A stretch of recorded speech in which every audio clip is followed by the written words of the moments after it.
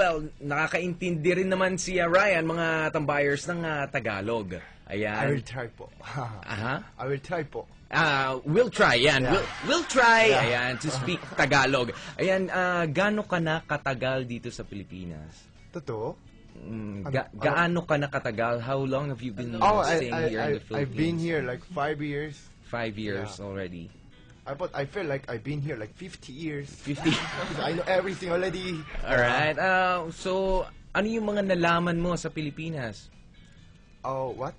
What are those that you that you learn here? Yeah, like I learned like how to smile, and how to eat pancit canton, and how to cook. How to smile? Yeah, how to smile. Why you don't smile in Korea? Yeah, actually I smile, but like even if we meet first time, the people to person, if they meet first time, actually we are not smile. Like in Korea, we usually not smile, but in the Philippines, even if we meet first time, we usually smile each other. Like everyone, Look they at each smile, other's they smile. eyes. Yeah, the ladies they smile to me. I thought she likes me. Oh, yeah? But when I asked her, do you like me? But back in Korea, ladies don't smile at you Yeah. back there in Yeah. Korea. Yeah, because Because in Korean girls they like only handsome guy because they don't smile me. You're handsome. You're handsome. Yeah, my mom said I'm handsome, but my father said honestly, Ryan, you are not handsome.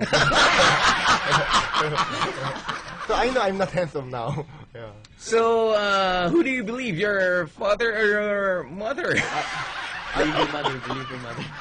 I want to believe my mother, but my father gave me more money, so I have to believe my father. Okay, kung sino sabi nga niya, sabi raw ng mami niya, handsome siya. Ayan, sabi naman ng tatay niya, maniwala ka sa akin, hindi. Ayan. Tinanong natin siya kung sino pinaniniwalaan niya, yung nanay ba niya o yung tatay niya. Yung tatay daw kasi yung nagbibigay ng malaking pera.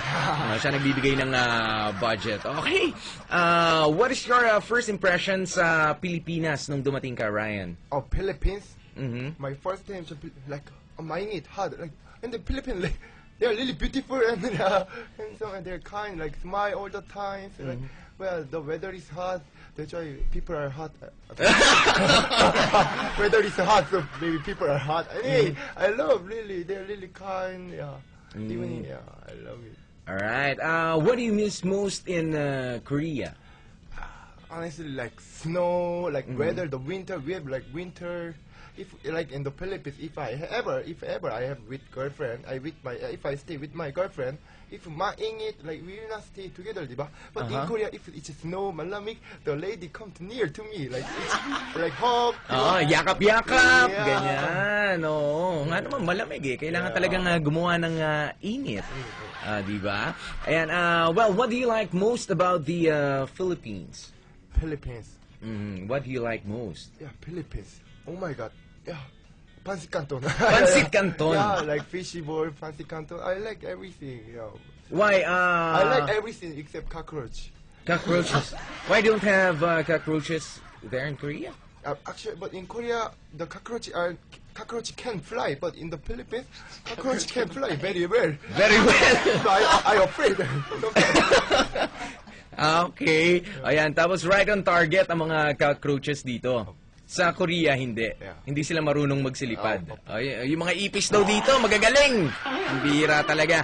Ayan, bakit ninyo naisipang mag-audition nga pala sa PBB? Ayan, pwede bang pakwento kahit ano lang, briefly. Ayan, Brett?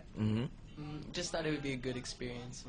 I can find mga friends, everything. So, yun po. Yon. So, para magkaroon lang ng friends, kaya ka nag-audition. But nag-expect ka ba na makukuha ka? Hindi. Bakit? I thought, just for fun, just hang out. Sino kasama mo dito nung nag-audition ka? Wala.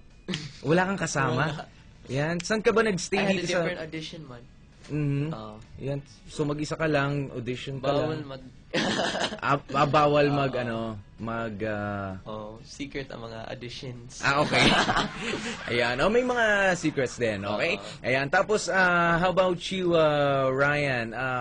Why did you audition for PBB? Oh, actually, before PBB, one of my best friend texted me suddenly, do you want to join PBB? Do you want to know PBB? So I thought, like, he introduced me the Pinoy ako, Pinoy tayo, the singer. I thought he will introduce. I said, sure, introduce me. And then someone called me, do you want interest PBB? So I took an audition like that. Okay. Yan. Napag-uusapan na rin natin yung PBB. Ito naman, tatanong ko sa inyo yung mga experience nyo sa loob ng bahay ni Kuya. Okay, what's your most embarrassing